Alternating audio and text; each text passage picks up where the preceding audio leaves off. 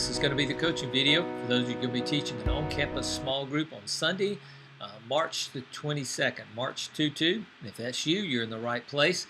So go ahead and let's get some things together so we can kind of walk through there and hopefully give you some things that will help you as you prepare to lead or facilitate a discussion among your on-campus small group this Sunday.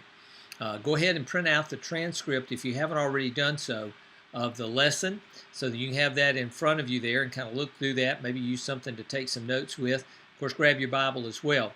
Now, the lesson this week is we're continuing on through the series of Little Old Me, where we're focusing on the aspect of what John the Baptist said about Jesus and about himself. He said, he must become greater and I must become less.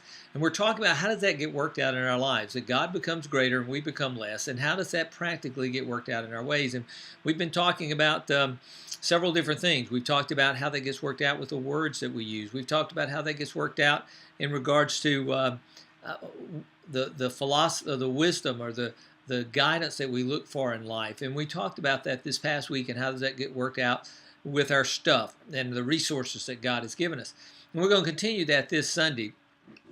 And our message is going to be talking about looking more in our view of God, because his thoughts are greater than our thoughts, his ways are wiser than our ways. And how does that then get worked out in our lives? And what we're going to be doing in this lesson is we're going to be focusing on a very important aspect of that. And again, it's one like last Sunday that everybody's going to be able to relate to, because we all struggle or can have struggles, and the reality is we have some tension in our lives regarding this. What we're going to be talking about this week is faith, and what does, not just simply what does faith look like, but how does that get worked out into our lives, and what is it that allows us to be able to grow in our faith? And we're going to be looking at a passage out of Mark, in Mark chapter 9, and an incident where Jesus is there with his disciples. Now, here's what I want to do.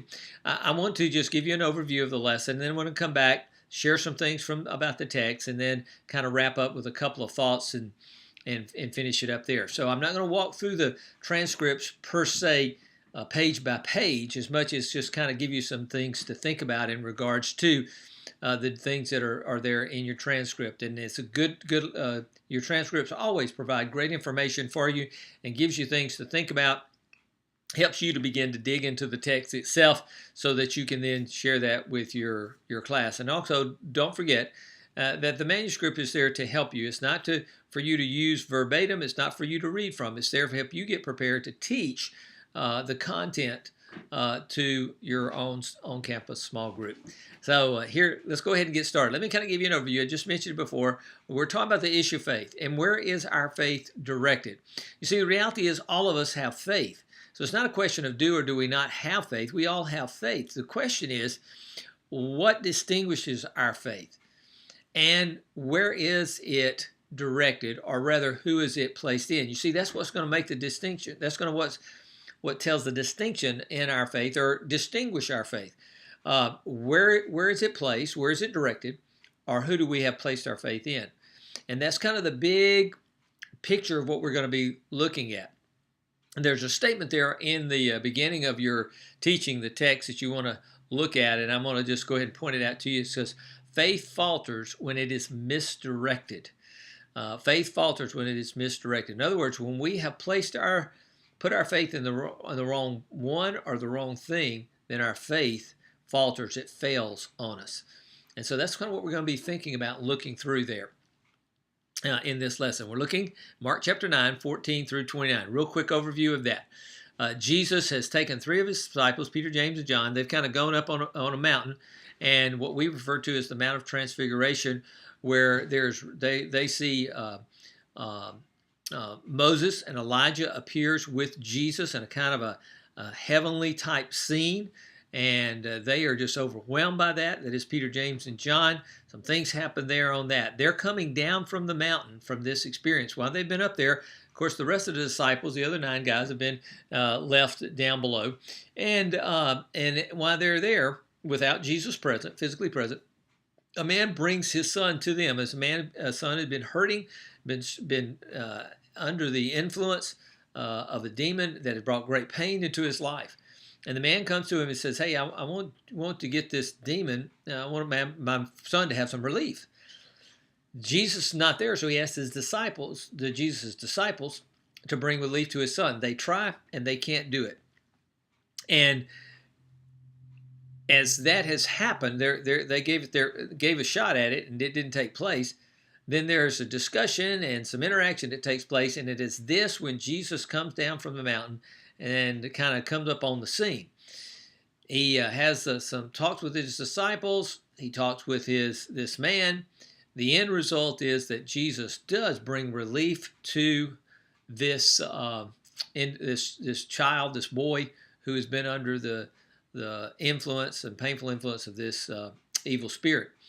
Now, here's the thing to take note of. The emphasis of this account is not upon whether this boy gets relief or not from this evil spirit. That was a good thing, obviously, and it's something that Jesus did. He brought help. He brought relief to people. But that's not the focus. The focus is not the miracle that occurs. The focus instead is on this issue of faith. And how does faith get worked out into our lives, and what allows faith to be worked out in our lives in a way in which it releases the power and the work of God. So keep that in mind as you go through there. Now, there are 4 points that we're going to pick up from this text, and I'm going to point out each point, say a couple of things about it, and then we'll move through there and come to a wrap-up. The first point is this, found in verses 14 through 18, is that lack of faith is a serious problem. Obviously, this boy had been tortured by this evil spirit.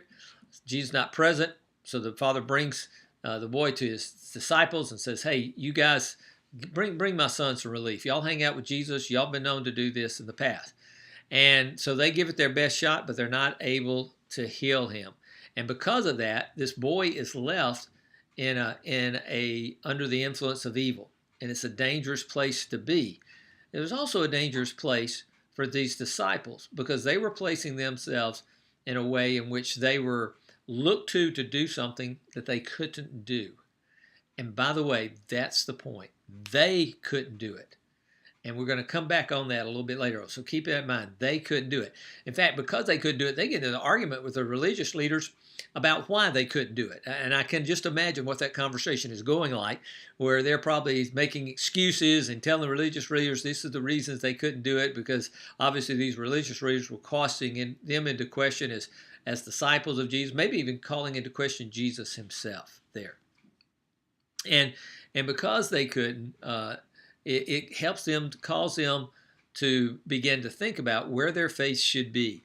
I would suggest to you, as the lesson does, that perhaps their faith had gone to be in themselves instead of Jesus. So the lack of faith is a serious problem. Number 2, misdirected faith is just as dangerous as having no faith at all. You find that in verses 19 through 20. And there we see Jesus' response to the situation. He expresses a pretty strong statement about the people there in verse 19. He says, "O unbelieving generation." He calls them an unbelieving generation. In other words, a people where faith is not being carried out. And he says, "How long shall I stay with you? How long shall I put up with you?" And then he says, "Bring the boy to me." That's a very important statement there. Bring the boy to me. And we'll come back to that in just a moment. But that misdirected faith is something that is called attention here, because what had happened was these disciples had placed their faith in themselves instead of in Jesus and what he and only he could do. By the way, here's a passage you might want to look at in regards to that first point we mentioned. Mark chapter 6, verses 1 through 6. This tells about a time where Jesus came to his own hometown, and it says there that he basically was rejected by these people. And in verse 6, it says he was amazed at their lack of faith. Interesting. That brought amazement to him. And there, you think about this. Jesus, he's the Son of God. What is it could amaze God? Well, when you read through the Gospels, you'll see the 2 things that amaze God. One was here in the lack of faith. The other things that other reference to what amazed God was when people exercise their faith. So faith is a very important. Is very important, and it's a lack of faith in is a serious problem. All right, back to number 2. The misdirected faith here, and Jesus was disappointed, and his disappointment in the people was not, and his disciples. Now, by the way, that statement is directed at his disciples. His disappointment was not so much that the disciples couldn't bring relief to this boy, but instead his disappointment was their misdirected faith, and it was their own self-sufficiency, because their faith was in what they could do instead of in what God will do. Hebrews chapter 11, verse 6 talks about faith, and it's a good cross-reference to look at in helping us understand and put this together in this particular incident. All right, point number 3, doubt can be a problem, but only if we choose to allow it to affect our actions. Down to verse 21 through 27. You see, the doubt here was not really the issue, and sometimes we focus so much on that. We think the doubts that they had, the doubt that this man had, was the issue in bringing healing to his son. In fact, that it gets expressed. He says, if you can do anything, in verse 22, if you can do anything, take pity on us and help us. And that word "if," it signifies that there was some question in his mind and in his heart whether Jesus could do something for his boy. That was probably tied into what he experienced, the lack of help he'd gotten from the disciples. He said, well, your disciples couldn't do it. They're your disciples. So if you can help us, hey, do something. And we have to deal with this issue of doubt, because the same thing comes into our own lives. There are circumstances, situations that come about. There are times when doubt can enter into our minds, and we can even begin to doubt the ability of God to overcome our particular situation or to work in our own situation. And that's kind of what was happening here with this man. Jesus challenges him on that. And when he challenges him on that, it caused the man to realize that the issue is not his doubt. The issue is, who is he placing his faith in, and where is his faith directed. By the way, there's another interesting incident that happens between Jesus and one of his disciples in Matthew chapter 14, verses 22 through 31. Where this sense of faith and doubt are brought into play again. I'd encourage you to go back and look at that passage. I won't tell you all the details. It's a very familiar one for you, but it is one in which the issue of faith and doubt and their connection is brought to the forefront there. So here it is. The doubt is as I said, was not the issue. It's what we do with our doubts that becomes the issue. Someone has said it this way: you need to doubt your doubts and believe your beliefs. Pretty good statement. I don't want to make it sound that simple, but it does help us understand what we need to do, and that our faith must be directed at what we believe and who we believe in, and not let our doubts take over. Faith and doubt are not exclusive. You're going to have those things. Those things that's going to be part of your spiritual journey. Is faith and doubts connected, or the faith and doubts existing maybe at the same time? But what we need to remember is we've got to move past those doubts. We don't let those doubts control us. We don't let those doubts direct us. And by the way, you notice here that as this man responds when challenged by Jesus, how he responds there in verse 24, it helps us understand that a confession of faith, no matter how small, can release the power of God. It was his faith, and his faith directed at who Jesus is and what Jesus could do, that moved to relief for his son. All right, number 4, teaching point number 4. True faith must be placed in Jesus. The verse 28 through 29, because here, after all this takes place, this man's son's brought relief. Then Jesus' disciples get along with him, alone with him, and they say, "Hey, what's the deal? What happened here? We couldn't do anything. How was this? How were you able to do this?" And Jesus tells them, this kind can come out only by prayer. It kind of sounds like a simplistic answer, but here, understand what Jesus was doing. Jesus was pointing out the fact that your dependency has to be upon God and what he can do, not upon what you think you can do. And prayer is an expression of our dependency upon God. Prayer points us to God. It puts us in dependence of God. And it is through prayer we're reminded of who God is and who we are not. And I would just say this too. A lack of prayer in our life is an indication of misdirected faith. If we find ourselves in a place where we're not praying on a regular, consistent basis, then we have our faith is misdirected. Our faith is either going to be misdirected into ourselves. We're depending upon ourselves, maybe depending upon someone else, or some other person in our life. We may be depending upon something like a religion or a practice, or we even maybe be depending upon a church instead of putting our dependence upon God and Him alone. In Mark chapter 11, verses 20 through 25, read through those verses, because you're going to see there's again that connection between faith and prayer. Those two things go hand in hand. All right, that kind of wraps us up looking at teaching the text. Let me give you a couple of other thoughts here and some things that might help you as you personally prepare, and maybe some things to think about in regards to that. Number one, a little spiritual equation that may help you kind of capsulize some of what we've been talking about. This spiritual equation is this: little faith plus a big God equals maximum impact. And I want you to notice the emphasis there. Little faith plus a big God. Where is our faith directed? It is into who God is, not ourselves. That's going to bring a maximum impact. Here's the second thought for you. The key to strengthening your faith is to make spending time with God a priority.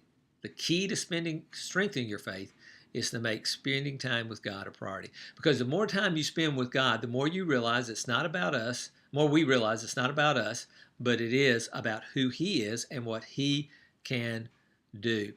And when we spend time with God, then the focus becomes upon Him and not upon ourselves. John 15, verses 4 through 5, read those in connections with that thought there. Hey, don't forget the application moment. It's there on page 8. The handout's on page 10. Hope you'll use that in your on-campus small group time and helping drive home and think through what you've been talking about and sharing in your group time. Have a great time together, and appreciate what you do in helping us, helping as we as a congregation, as we seek to help people grow in their faith and to become followers of Jesus. And use this material, and hopefully this will be helpful for you too. God bless.